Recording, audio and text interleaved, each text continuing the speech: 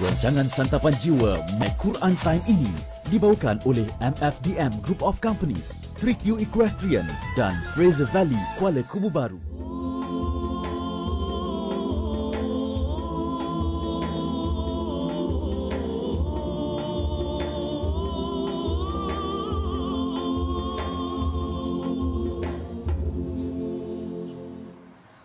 Bismillahirrahmanirrahim. Alhamdulillahi Rabbil Alamin. Ar-Rahmanir-Rahim. Maliki yaumiddin.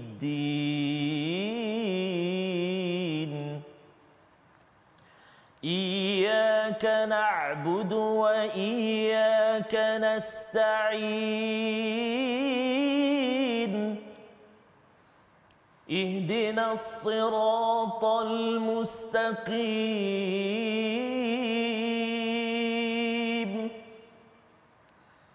Siratal ladzina an'amta 'alaihim ghairil maghdubi 'alaihim waladdallin.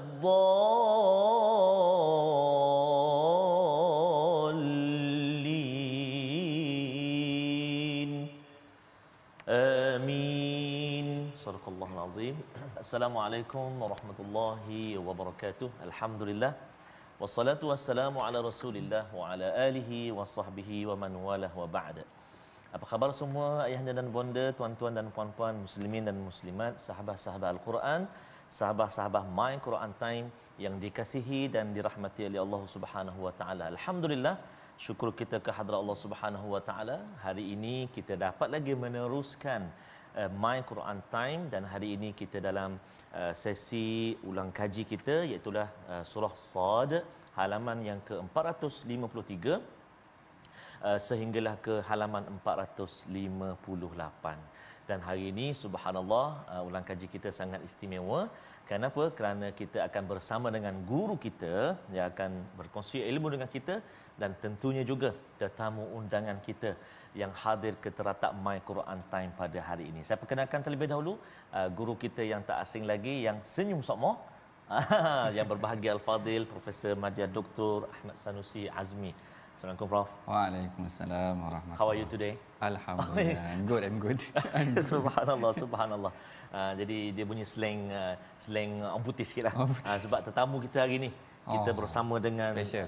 Ya, our guest, special guest hari ini kita bersama dengan yang bahagia saudara Abang Mak Adam. Apa khabar? Assalamualaikum. Waalaikumsalam. Kabar baik Ustaz? Alhamdulillah. So I can speak Malay lah.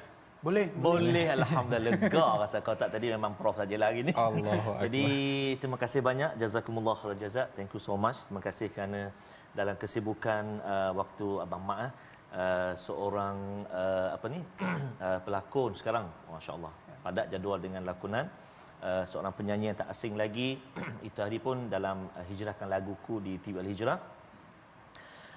Dan juga Abang Mak memiliki akademi, suara akademi guru vokal, masya-Allah subhanallah. Kita ucap terima kasih banyak kerana kesempatan dan kelapangan singgah berkongsi dengan kami hari ini di My Quran Time. Sama-sama Ustaz, sebenarnya saya sangat rasa bertuah hadir di sini. Masya-Allah. Walaupun dengan masa yang sangat sibuk, Allah. tapi syukur alhamdulillah. Betul. Ada masa juga jumpa Ustaz dan juga Prof. Yeah. Handsome-nya Prof.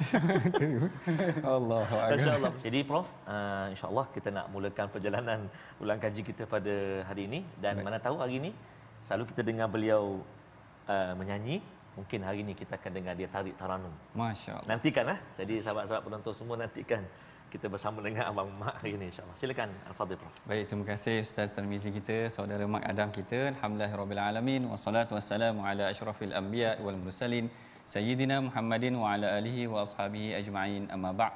Seperti biasa tuan-puan, ibu ayah, para penonton yang dirahmati Allah sekalian, sebelum kita memulakan pengajian Al-Quran kita pada hari ini, mari sama-sama kita bacakan doa ringkas Subhanaka la ilma lana illa ma 'allamtana innaka antal alimul hakim. Rabbi zidni ilma. Baik, insya-Allah hari ini kita akan memasuki ataupun sesi ulang kaji kita.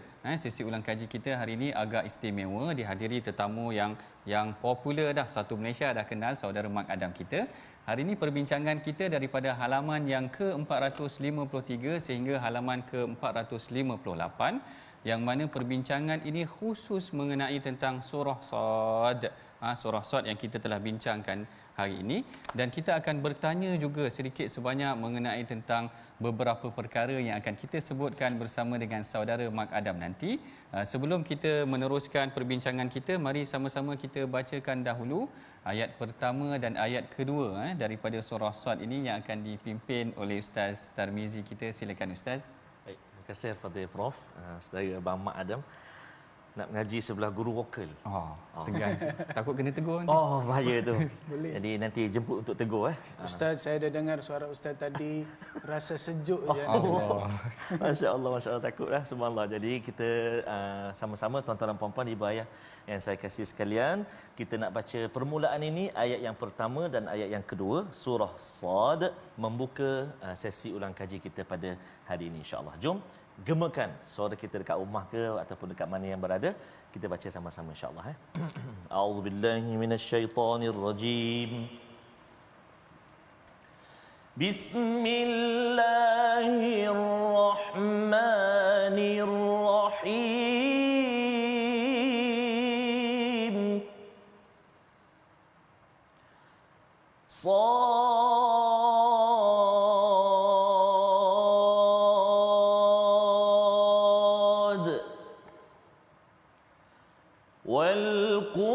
والقرآن ذي الذكر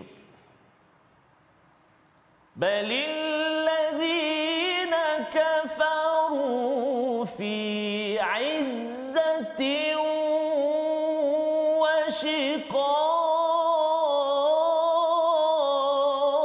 وشقاق بل الذين كفروا في عزة وشقاق صدق الله العظيم. Sadaqallahul Azim. Ayat yang pertama Allah Taala berfirman, Sad, demi Al-Quran yang mengandungi peringatan, tetapi orang-orang kafir itu berada dalam kesombongan dan permusuhan. Baik, ayat pertama ini Allah Taala mengingatkan kita tentang peranan Al-Quran itu sebagai peringatan ataupun memberi penjelasan. Jadi di sini mungkin kita ingin bertanya ataupun meminta pandangan daripada saudara Mak Adam sendiri, berdasarkan maknanya dengan pengalaman dengan Islam. Mungkin boleh ceritakan sikit, dan mungkin ceritakan sikit tentang pengalaman mendengar Al-Quran ke, ataupun ada tak apa-apa yang perkongsian yang saudara mungkin pernah lalui berdasarkan pengalaman dengan Al-Quran ataupun dengan Islam. Silakan saudara. Okey, terima kasih Prof. Okey, dari dulu lagi sampai sekarang apabila saya mendengar seperti Ustaz menyanyi tadi, saya sentiasa rasa tenang, rasa sejuk hati. Walaupun saya masih belajar, saya harap Ustaz boleh ajar nanti. Boleh insya-Allah. Dan juga kalau kita bercerita tentang agama Islam, saya punya perjalanan ni Prof memang luar biasa lah. Masya-Allah. Ya, sebab daripada agama yang lain, macam mana saya betul-betul nak mengenali Islam ni, dia bermula daripada seorang kawan yang saya kenal, di mana apa yang saya tahu tentang Islam dulu-dulu, saya ingat Islam ni adalah satu agama yang sangat ganas dan sangat buruk, ekstrim dan tak elok. So apa yang saya lihat di televisyen, lepas tu apabila saya tengok orang Islam solat dulu masa saya kecil, bila bersujud saya takut. Sebab di Filipina kita ada satu hantu ni, di mana hantu ni dia bersujud. So masa kecil saya ingat, oh ni agama hantu ni. So macam mana minda saya tu tertukar daripada seorang kawan. Sebab masa saya datang di Malaysia dulu, saya jumpa seorang kawan ni. Dia adalah orang yang paling baik saya jumpa di dunia, dan dia adalah seorang Islam. So saya terfikir, dan dalam hati saya bertanya, takkan dia masuk neraka? Saya lagi masuk neraka daripada dia, daripada segi perangai dia. So daripada situ minda saya terbuka tentang agama Islam, dan saya bermula mengkaji. Dapat pula jumpa isteri. Dia kawan dululah, bukan isteri terus. Kawan dulu. Lepas tu dia pula banyak bercerita, banyak mengajar tentang agama Islam. So dari situ Ustaz, saya betul-betul nak mengenali Islam sampai sekarang. Tapi saya ni sangat, kadang-kadang ni kita tak ingat dengan masa yang sangat sibuk mengejar dunia, kan? Tapi terpaksa kadang-kadang, sebab saya banyak responsibility daripada keluarga. Keluarga saya sangat besar, dan diorang semua datang ke saya. So saya kena bekerja keras. Tapi kadang-kadang saya juga terlupa, kan? Kadang-kadang lupa solat, semua nak buat kemudian. So timing dia tak elok, tapi masih belajar dan akan terus belajar dan akan mengenali agama Islam sampai saya tahulah. Masya Allah, Masya Allah. Ini satu perkongsian yang sangat menarik sebenarnya, tuan-puan. Bagaimana sebenarnya orang Islam ni sepatutnya dia menjadi contoh kepada orang lain, supaya dia memberikan mesej yang benar tentang Islam itu sendiri. Sebab kadang-kadang mungkin kita nampak orang Islam ni bersikap yang tidak menentu, jadi kita ingat orang Islam itulah Islam. Sebenarnya mungkin apa yang ada di dalam Al-Quran tidak seperti yang digambarkan. Sepatutnya orang Islam lah yang seharusnya menjadi contoh, maknanya menjadikan dirinya sebagai satu pedoman yang boleh dijadikan, macam yang diceritakan oleh saudara Mak Adam tadi, rakannya yang datang, yang membantu dia, yang akhirnya dia kata, oh ini orang yang lebih baik daripada aku, katakan macam tu. Sepatutnya inilah yang kita semua sebagai seorang Muslim menjadi contoh dan melakukan kebaikan kepada semua orang, tidak kira sama ada mereka itu Muslim ataupun non-Muslim, kerana perkara itu adalah perkara yang diingatkan dalam Al-Quran sendiri. Oleh yang demikian, ayat yang pertama Allah Ta'ala sebut dah. Allah Ta'ala kata, wal Qur'ani dzikr, iaitu Al-Quran ini mempunyai peringatan. Sepatutnya kita jadikan Al-Quran ini peringatan, menjadi contoh kepada orang lain. Mudah-mudahan dengan kebaikan yang kita lakukan, kita memberikan kelapangan kepada orang lain melihat Islam.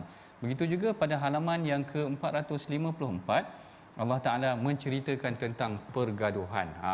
Ada orang bergaduh. Bergaduh ni saudara Mak Adam, dia bergaduh sebab berebut kambing. Dalam Al-Quran cerita berebut kambing punya pergaduhan.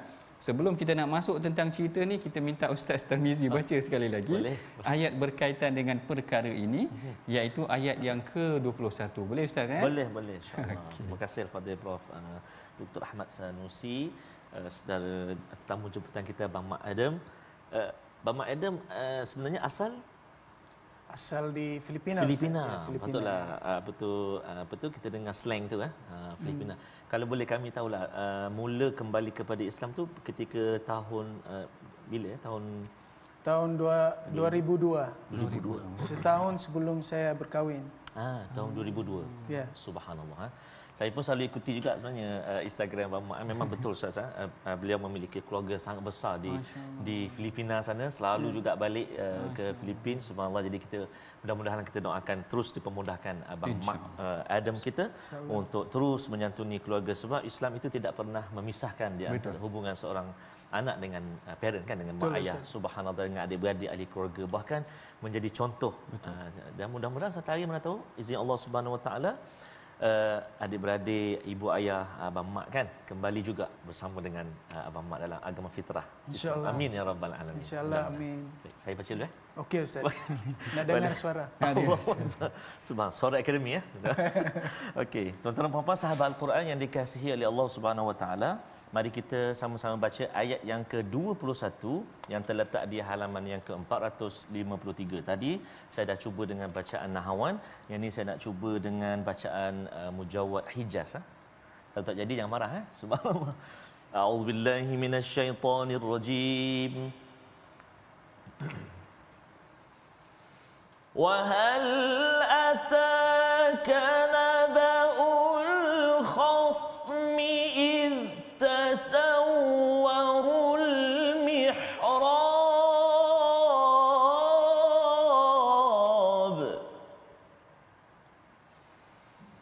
wa hal ataka naba'ul khasmi idh tasawwarul mihrab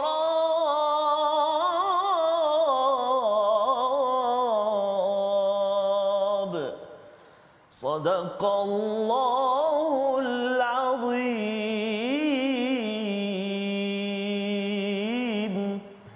Sadaqallahul azim. Baik, pada ayat yang ke-21 Allah Taala berfirman, apakah telah sampai kepadamu berita orang-orang yang bermusuhan ketika mereka memanjat dinding?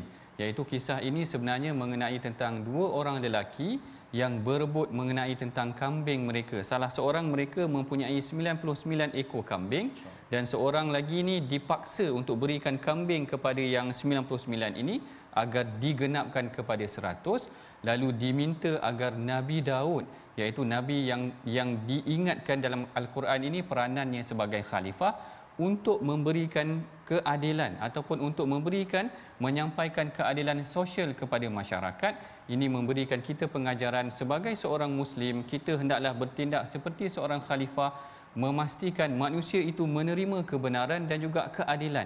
Maknanya kalau diperlukan, maknanya tidak boleh orang yang dah kaya itu dikayakan lagi, tetapi yang miskin ditinggalkan kemiskinan. Maknanya ini tidak diajar. Mana boleh orang yang dah banyak begini dipaksa dikenakan pula kepada orang yang lain. Jadi berdasarkan kisah ini, mungkin juga kita boleh tanya pandangan saudara Mat Adam. Kadang-kadang kita tengok orang berebut-rebut cari rezeki.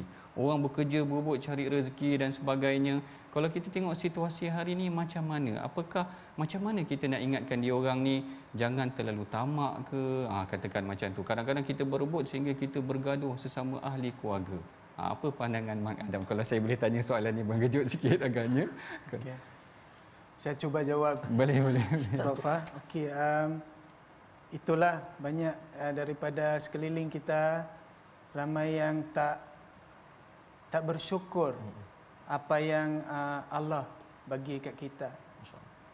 Semua sebenarnya rezeki. Betul. Kesusahan tu pun rezeki untuk kita belajar. InsyaAllah. So, kebaikan atau kekayaan pun adalah rezeki, dan di sebaliknya juga adalah it's also a responsibility. Dia pun jatuh kepada, dia pun adalah dugaan juga. Kan? Kesusahan atau kesenangan, dua-dua bagi saya adalah dugaan. Macam mana kita nak kontrol diri kita apabila kita berada di kesusahan atau kekayaan. Sebab saya ada kenal orang-orang apabila diorang sudah menjadi kaya, dijadi lain. Ada juga yang miskin, tapi disebabkan kesusahan, perangai pun jadi lain. So macam mana kita nak kita kena selalu tegur Betul. secara baik kawan-kawan kita atau sahabat-sahabat kita di dalam keadaan ini, kita kena sentiasa tegur diorang, bawa diorang kembali betul-betul di dalam Islam. Dan juga saya nak cakap Ustaz, sebab ini termasuk di dalam perangai tau. Ini adalah perangai, kan. So perangai ini sebenarnya kita boleh ajar. Betul. Apabila orang ni membesar. Maksud saya, dari kecil siapa yang mengajar budak-budak adalah mak ayah. Ya. Betul. Kalau tak ada mak ayah adalah abang atau kakak. So macam mana kita nak ajar seorang budak ni menjadi orang yang betul-betul sopan. Dia boleh kontrol kesusahan atau kesenangan nanti. So apa yang saya sebenarnya nak cakap kat sini, kalau boleh kita ajar budak-budak menjadi seorang yang baik daripada kecil lagi sampai dia membesar, supaya bila dia membesar nanti dia tak bergaduh berabut dengan kambing. Betul. Itu satu huraian yang sangat menarik, kerana daripada kecil kita didik mereka. Kalau dah daripada kecil kita ajar mereka tamak, bersifat haloba, nakkan harta orang lain sampai mencuri dan sebagainya, Pelakuan-pelakuan ni lah akhirnya bila mereka besar menyebabkan mereka jadi melakukan kerosakan. Sebagai contoh, maknanya dia ambil harta orang lain dan sebagainya. Dan kita nak tanya banyak lagi soalan kepada saudara Mak Adam. Jangan ke mana tuan-puan, kita akan bertemu lagi selepas daripada ini dengan perbincangan yang lebih menarik. Jangan ke mana-mana, bertemu lagi selepas ini.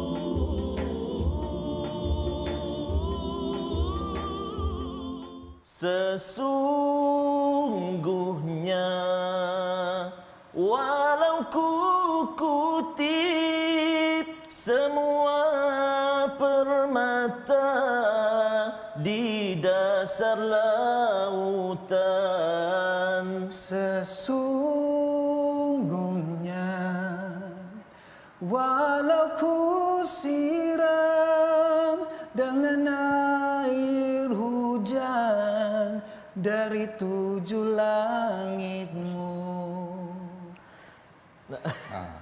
Dapatkan yang original. Dapatkan yang original, masya-Allah. Subhanallah. Subhanallah, sesungguhnya permata iman itu sendiri kan, dan juga bagaimana cara kita untuk kita senantiasa menyuburkan iman kita. Subhanallah, pastinya dengan amal soleh, bersahabat dengan orang soleh, menjaga hati baca Quran dan sebagainya. Jadi hari ini kita rasa cukup bertuah lah kerana kita dapat bersama dengan Abang Mak Adam, Prof, dapat berkongsi dengan kita pada hari ini bagaimana pengalaman beliau bersama dengan Islam daripada Filipina sana ke sini kan, dan tadi pun dah kongsikan bagaimana cara tadi kan untuk kita mendidik anak-anak kita ataupun adik-beradik kita supaya mencapai akhlak yang baik. Jadi seterusnya Prof, kita nak berkongsi juga dengan Abang Mak kita. Baik, lepas ni kita akan ada lagi soalan-soalan yang akan ditanyakan kepada saudara Mak Adam kita.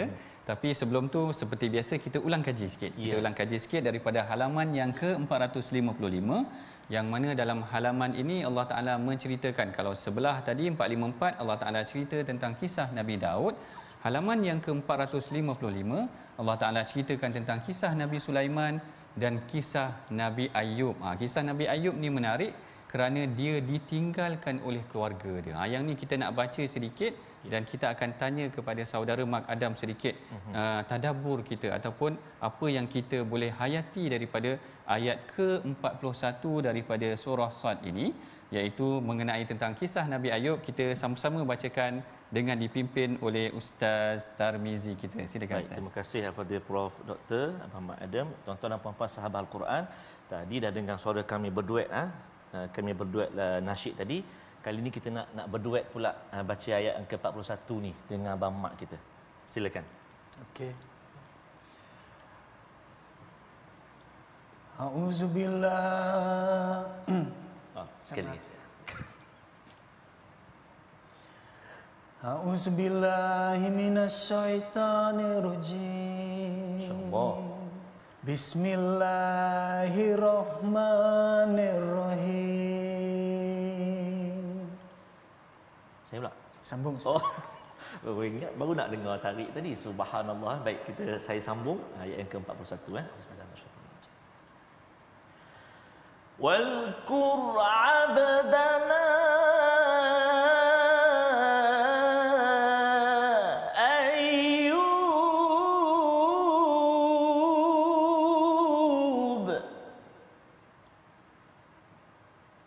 إذ نادى ربه أني مسني الشيطان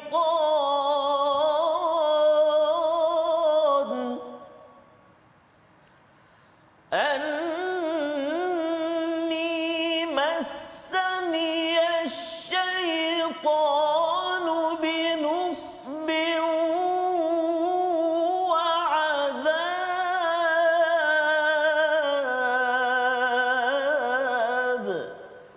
Sadaqallahul Azim. Sadaqallahul Azim. Pada ayat yang ke-41 Allah Ta'ala berfirman, dan ingatlah akan hamba kami Nabi Ayyub ketika dia menyeru Tuhannya, sesungguhnya aku diganggu oleh syaitan dengan penderitaan dan bencana. Yang kalau tuan-puan masih lagi ingat, kisah Nabi Ayyub ini adalah seorang Nabi yang ditemui ataupun yang ditimpa sakit sehingga 18 tahun sakitnya, dan dia ditinggalkan ataupun isterinya sehingga ke tepi, orang-orang yang rapat dengannya semua lari daripada dia, anak-anaknya semua telah tiada. Lalu ini adalah pengajaran buat diri kita sebenarnya. Ketika kita sihat, kaya dan sebagainya, orang rapat dengan kita. Tetapi ketika kita miskin ataupun tidak ada duit dan sebagainya, orang jauh daripada kita. Jadi kita nak cuba tadabbur sedikit daripada ayat ataupun kisah tentang Nabi Ayyub ini. Kalau kita tanya kepada saudara Mak Adam, kalau ada pengalaman ke tengok, ataupun Mak Adam sendiri pengalamannya kalau dengan Islam, orang makin dekat ke, makin jauh ke, ataupun ketika orang kita tengok orang kaya, orang dekat dengan kita, kalau kita tak ada duit, orang jauh daripada kita, macam mana? Ada tak pengalaman ataupun perkongsian tentang Islam ataupun kedudukan macam tu? InsyaAllah ada. Ada. Masa dulu-dulu, masa saya nak masuk Islam, keluarga saya, okey, sebelum ni, masa saya kecil sampai membesar, ayah saya adalah seorang yang selalu ajar saya tentang agama. Lepas tu, ni masa saya nak masuk Islam. So saya sangat amat takut nak tanya ayah saya nak convert. So apa saya buat, saya tanya mak dulu. Tanya mak dulu sebab mama's boy kan. Mama's boy. Mak kita ingat mak akan bagi, okey, boleh. So apabila saya tanya mak, saya nak masuk Islam, dia menangis. Dia menangis, dia cakap, tak boleh. You suruh awak punya future wife masuk agama kita. Lepas tu saya cakap dengan mak saya, itu tak boleh, memang tak boleh. Sebab dia Islam. Dia menangis, dia marah sikit, dia suruh saya tanya ayah saya. So masa tu saya sangat takut. Tapi ada benda yang berlaku sebenarnya. So saya beranikan diri, tanya ayah. Ayah, saya nak masuk Islam sebab saya nak kahwin seorang Islam. Tapi masa tu apa yang berlaku sangat pelik dan sangat luar biasa bagi saya sebab ayah saya tanya satu soalan saja. Dia tanya saya, awak gembira tak? Lepas tu saya cakap, ya. Lepas tu dia jawab, okey, pergi. Dia cakap macam tu je. Lepas tu saya terkejut. masa tu saya sangat terkejut. Saya cakap terima kasih ya. Lepas tu kemudian saya dah kahwin dengan seorang Islam, saya dah menjadi Islam. Subhanallah. Masih keluarga saya keliru. Masih diorang bertanya-tanya, awak okey-kah kat sana? Apa yang berlaku kat sana?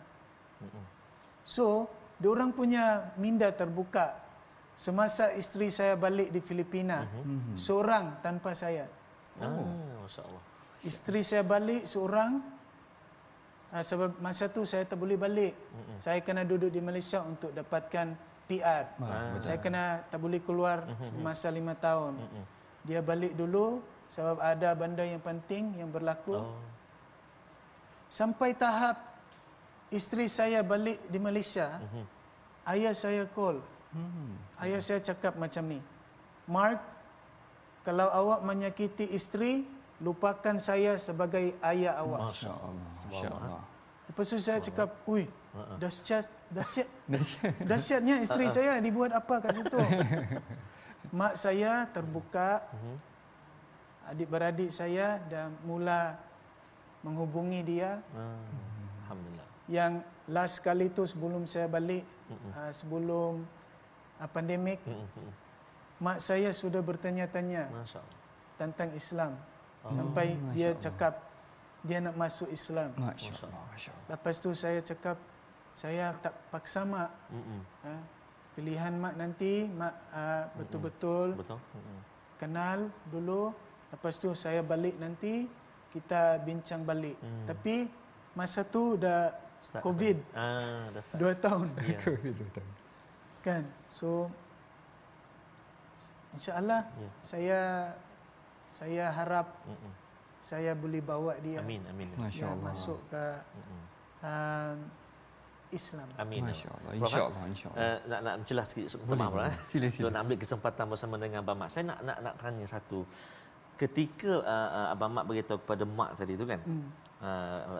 Mak cakap tadi mak menangis kan. Mak menangis bila mendengar berita Abang Mat untuk kembali kepada Islam kan. Masa tu apakah satu perasaan yang mungkin boleh Abang Mat kongsikan kepada kita semua, bagaimana rasa bila kita bagi tahu apa yang kita nak tu sehingga mengalirkan air mata ataupun kesedihan kepada ibu kita? Sangat, sebelum kita minta izin dan apabila kita rasa bila saya minta izin ni mak akan sakit ni, so apa yang kita perlu buat kan. So masa tu memang sakit lah.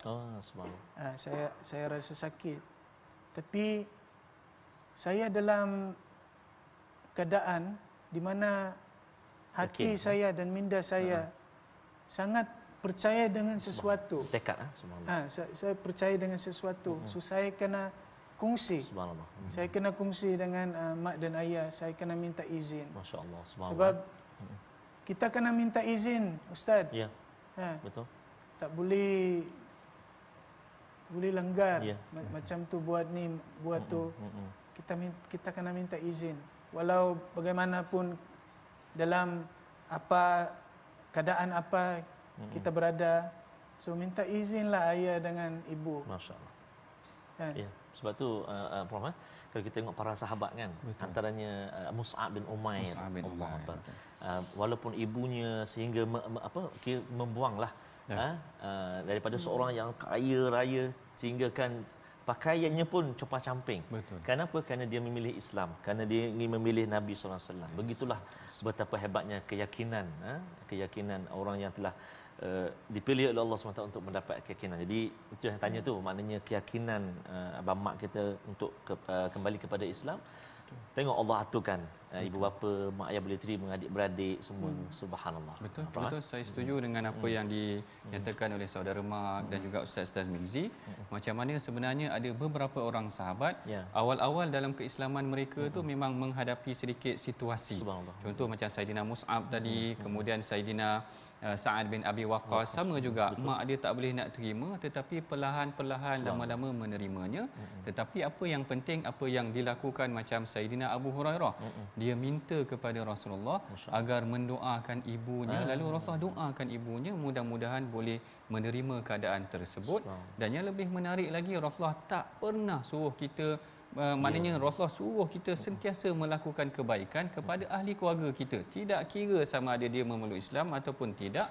Yang ini yang ditanya oleh Sayyidatina Asma. Sayyidatina Asma tanya kepada Rasulullah, ini ibu aku datang ni, boleh tak aku nak buat baik kepada dia? Rasulullah kata kena buat baik. Dengan ibu ayah kena buat baik, macam mana keadaan sekalipun. Dengan keluarga kena buat baik. Kalau dia baik, kalau dia dekat, dia sihat ke dia tak sihat, kita kena sentiasa rapat dengan dia. Ini pengajaran yang kita ambil daripada kisah Nabi Ayub. Nabi Ayub tengok dia kesian, maknanya bila dia dah sakit orang lari daripada dia. Sedangkan apa yang diajarkan oleh baginda Nabi SAW, apabila kita berada dalam keadaan sekalipun macam mana sekalipun, kita hendaklah bersama dengan ahli keluarga kita, rapat dengan mereka, bantu mereka sekiranya mereka memerlukan. Baik, kita masuk kepada halaman yang ke-456, yang mana di sini Allah Ta'ala juga ada menyebutkan nama beberapa Nabi yang lain, tetapi kita ambil satu ayat mengenai tentang peringatan Allah Ta'ala. Allah Ta'ala menceritakan bagaimana sebenarnya beberapa orang Nabi juga disebutkan di sini, dan Allah Ta'ala menceritakan tentang Quran ini adalah satu peringatan. Allah Ta'ala ada menceritakan tentang Quran ini satu peringatan, tetapi tidak mengapa kita ambil ayat mengenai tentang Nabi Ibrahim pada ayat yang ke-45 insya-Allah. 45. Baik. Terima kasih Al-Fadhil Prof, Doktor, Abang Mak Adam, tuan-tuan dan puan-puan, sahabat-sahabat Quran, ibu ayah, yang saya kira hari ini barangkali ada yang sedang ada majlis kenduri kan, walimah dan sebagainya. Tahniah diucapkan, barangkali ada anak-anak yang kahwin ke dan sebagainya. Namun sama-samalah kita juga terus menjaga SOP kita supaya kita dapat terhindar daripada wabak ini ya. Subhanallah. Jadi kita nak baca sekarang ni ayat yang ke-45 Prof. Betul. Ayat yang ke-45. Jadi mungkin kita nak tanya juga Abang Mak Adam, mungkinlah ada bacaan-bacaan yang Abang Mak Adam suka dengar, ataupun ada qori-qori, ataupun ada imam-imam ke yang mungkinlah boleh share, boleh kongsi dengan kami nanti insya-Allah. Jadi saya nak baca dulu, tak izin guru vokal saya nak baca ayat yang ke-45 di halaman yang ke-456. Kita baca sama-sama, jom insya-Allah. A'udzubillahi minasyaitonirrajim. واذكر عبادنا إبراهيم وإسحاق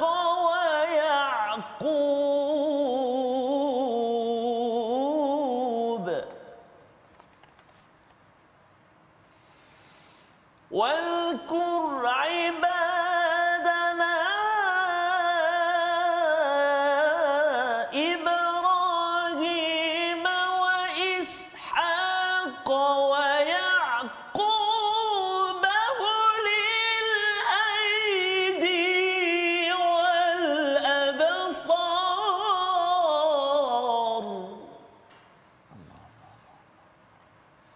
واذكر عبادنا إبراهيم وإسحاق ويعقوب أولي الأيدي والأبصار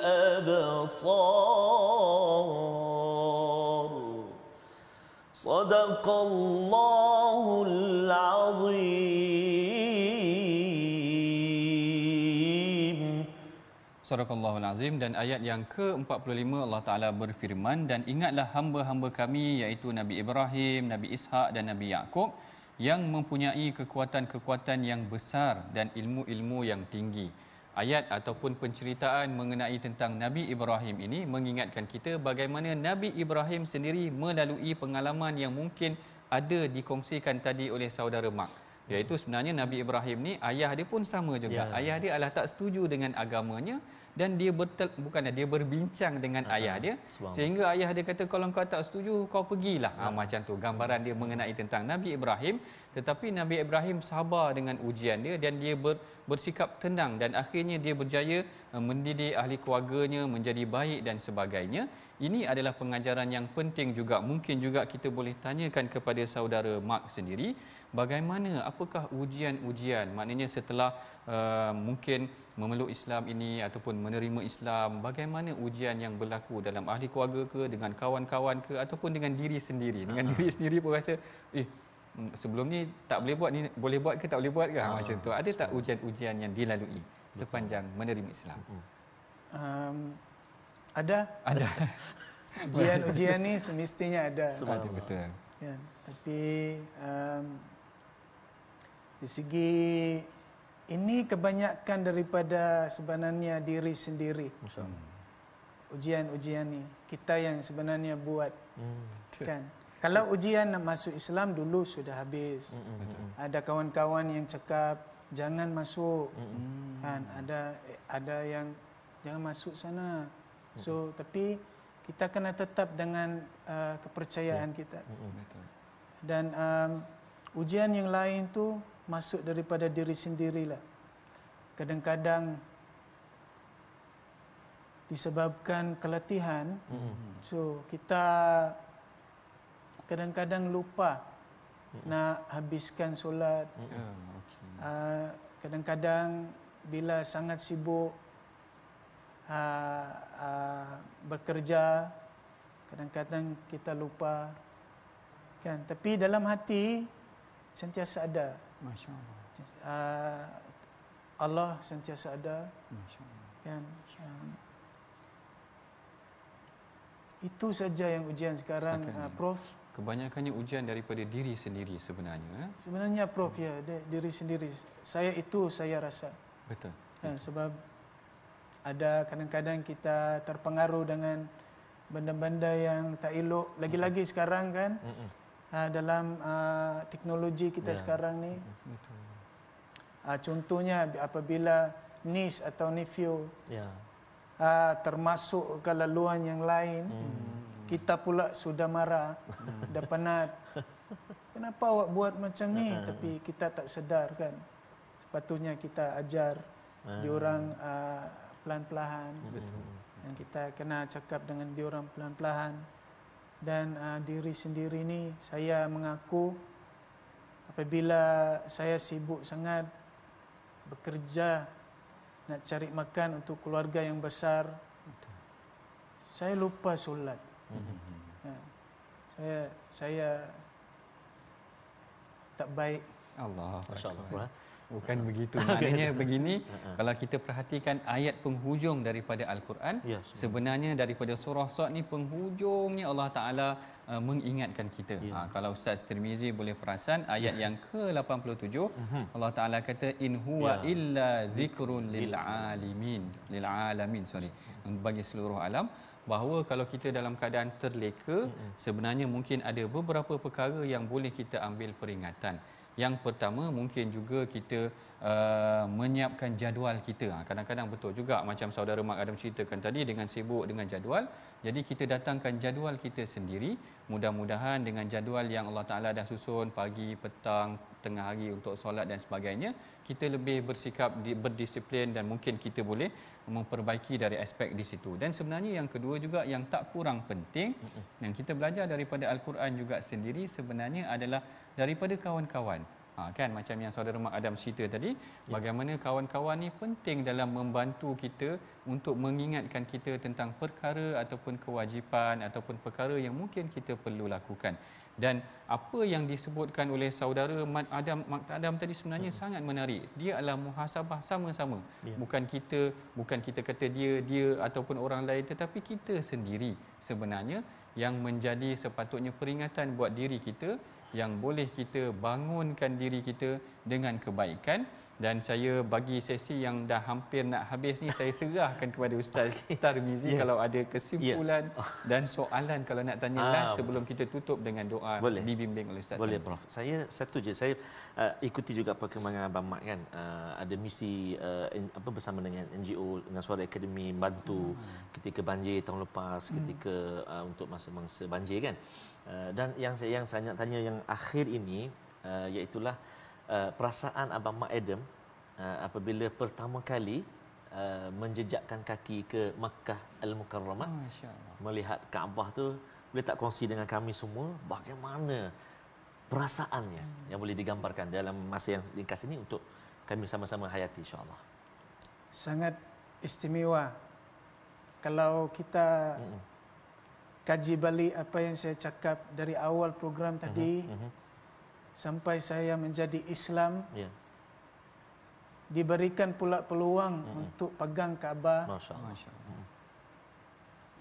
Saya duduk je ke situ, cium Kaabah, dan perasaan saya masa tu saya nak kongsikan masa saya pegang Kaabah dan cium Kaabah selama 10 minit, 5 minit. Dia semua benda jahat Ustaz yang saya buat sebelum ni, dia kembali laju mungkin, dia macam dia fast forward atau fast rewind kan. Dan saya rasa Tuhan, saya ada kat sini, awak bawa saya kat sini, syukur alhamdulillah. Insya-Allah. Saya sebenarnya tak tahu nak cakap apa, Ustaz. Subhanallah. Sebab peluang yang diberikan, petunjukan yang diberikan kepada saya sangat luar biasa sebagai seorang mualaf. Masya-Allah. Dan saya kena pegang benda tu kuat-kuat. Amin ya Rabb, mudah-mudahan. Insya-Allah. Jadi tuan-tuan dan puan-puan, ibu ayah yang dikasihi Allah SWT sekalian, kita berada di hujung. Kita nak tutup perkongsian kita pada hari ini dan kita sama-sama berdoa kepada Allah Subhanahu wa taala. A'udzubillahi minasyaitonirrajim. Bismillahirrahmanirrahim.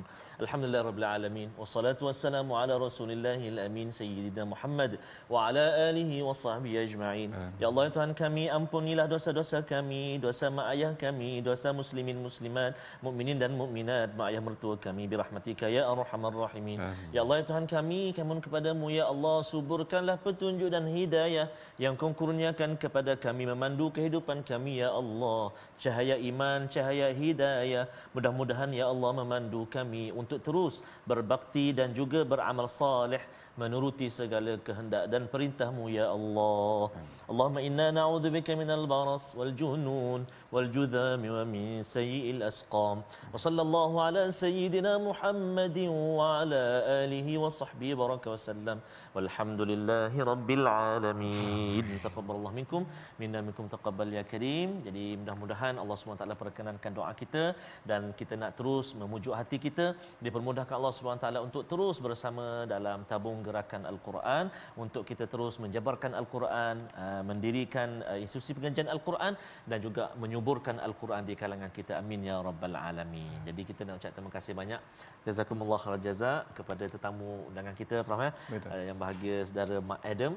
Lepas ini harap-harap jangan seriklah untuk datang lagi berkongsi dengan kami insya-Allah, mudah-mudahan di lain kesempatan. Dan juga banyak Ustaz, sama-sama. Ya, dan kita nak ucap terima kasih juga kepada bahagia Prof Dr. Ahmad Sanusi yang berkongsi ilmu dengan kita pada hari ini. My Quran Time, jangan lupa untuk saksikan ulangan pada malam ini dan juga pada pagi besok, dan pastinya besok kita akan meneruskan pengajian kita di halaman yang baru insya-Allah. Assalamualaikum warahmatullahi wabarakatuh. Jumpa lagi.